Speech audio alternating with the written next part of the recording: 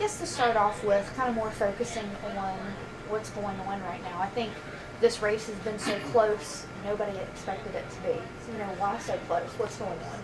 Well, I think there are two things. One, I think that Ed Gillespie was very successful in linking Mark Warner with Barack Obama, and there is deep dissatisfaction throughout the country, and certainly here in the Commonwealth with Barack Obama.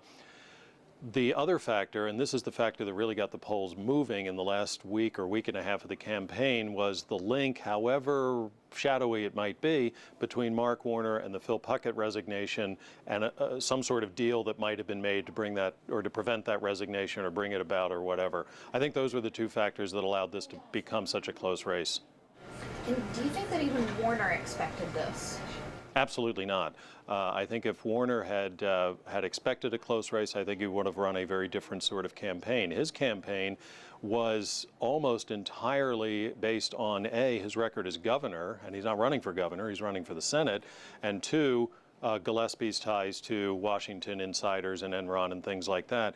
At no time that I saw did Mark Warner really give a clear answer to the question, what will you do with another 6 years in the United States Senate? It reminds me of when George Allen lost back in 2006, also a close one for the same reason. Allen did not say what he wanted to do in another 6 years, neither did Warner.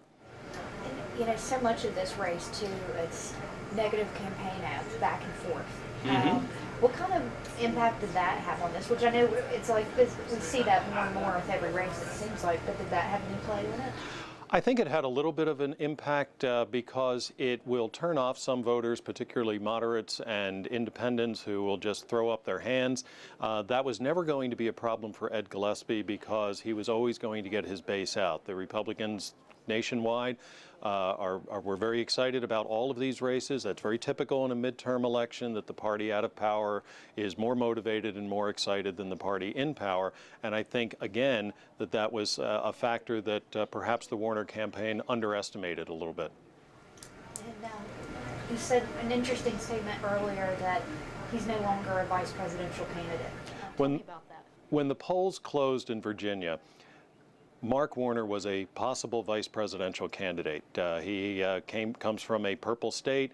He is attractive as a candidate. He has a record. But part of being a vice presidential candidate is that you bring in your home state and do it reliably. Mark Warner can no longer offer that to the Democratic ticket, and plus that shadow of what was going on with the Phil Puckett resignation, for better or for worse, I think is going to make the Democratic National Party look somewhere else for a vice president. What do you think that this more reflects on his career or just the current race? I mean, is his career, no matter how this turns out, forever changed? The impression of Warner's inevitability and his unbeatability is now gone forever.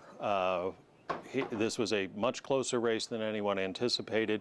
Warner should have known that. When an incumbent gets into a race that is this close, it always means that the incumbent missed something that the incumbent's not supposed to miss, that there is a movement out there that an incumbent should have recognized.